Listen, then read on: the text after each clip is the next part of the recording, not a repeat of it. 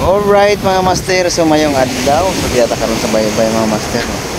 Medyo hangin-hangin na po mga master tungod sa bagyo. Tubog ang dagat. So di na pud ta kapanagat ani mga master. So kay di man ta kapanagat karon so maghimo na lang ta og kabir.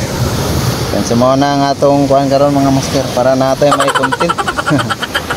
Yan, so abang-abang na lang mga master. Yan, stay tuned lang. Panoorin niyo yung vlog natin kung paano gumawa ng kabir. Right.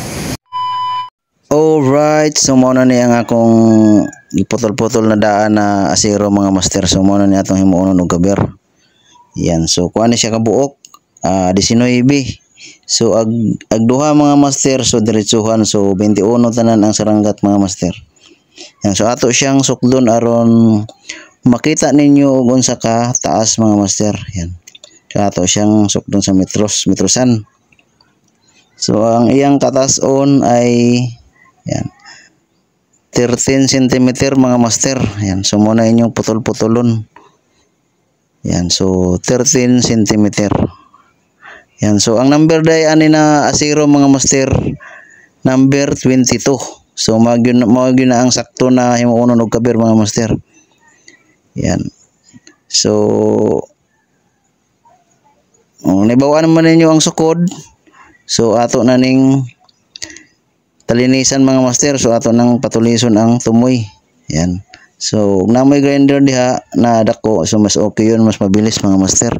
So nakuha mini lang ni gamay. So agwantahan lang nato ni na tumulis mga master. So ganyan lang mga master. Ayan, patulisin mo lang yung dulo.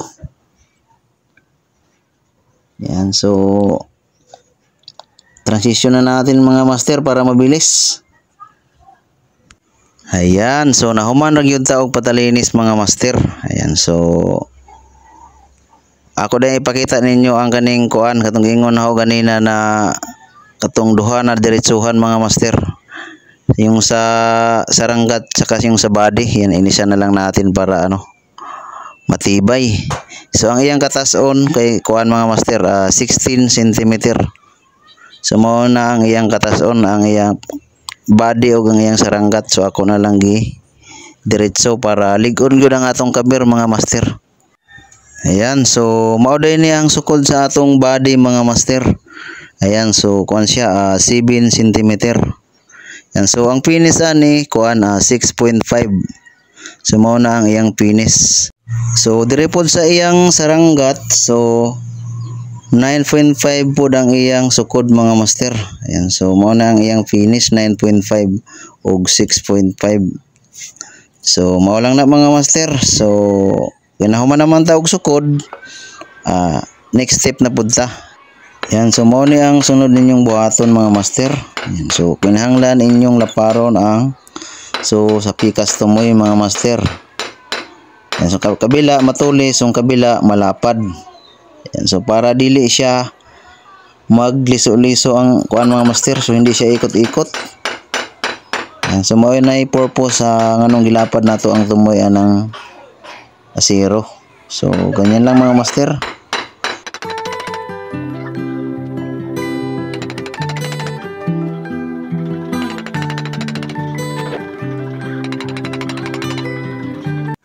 Ayan, so nahuman naman nato og lapad ang tumoy. So next step na pud ta mga master.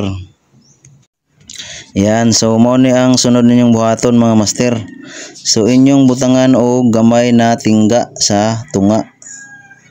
Ayan, so dako kayo nagkatabang unya mga master. So dagdag tibay din yan mamaya. So pakita ko kung anong gamit niyan mamaya. Ayan, so dugtong natin yung diretsuhan, lagay natin. Tapos talian natin ng bronze mga master para hindi matunaw. Yan, so kailangan bronze yung itali nyo.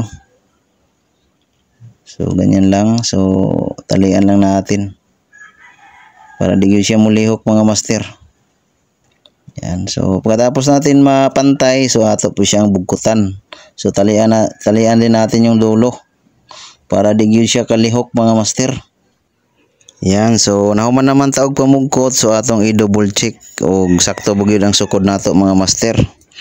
Ayan, so ang atong saranggat Ayan, so 9.5. Check, sakto mga master. So kaning body niya, ayan, so 7 cm. Yan, check. So next step na punta mga master.